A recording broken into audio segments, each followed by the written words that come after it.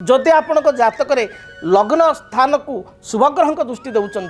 लग्नाधिपति उच्चस्थ बलवान मित्रयुक्त बा शुभकारक जोगकारक ग्रह सहित युक्त होते आपण जीवन में दुख आसब ना जदि भी दुख आसला ताले आपण सेते हतोत्साहित हो पारे ना बा भांगी पड़े ना। रवि मंगल जोग लग्न रे रही बा जने जातक लग्नाधिपति उच्च होती मंगल जातक उच्च अच्छी रवि जातक उच्च अच्छी सी सहजे ता मनर बहुत दुख थी पारे कि बाहर लोक प्रकाश करना हतोत्साहित हो पार हम ना भांगी पड़े ना। मंगल होचंती स्ट्रेंथ जदि मंगल जातक भल अच्छा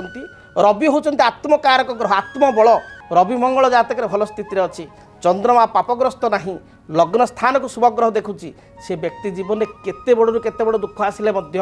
से बाहर को हसुथिबो एवं से दुख को से मुंडेगिरी संसार चलुथिबो छोट छोट कथार टेंशन हो गली भांगी पड़ली बहुत टेंशन अच्छी एभली कथा से कहबो नाही।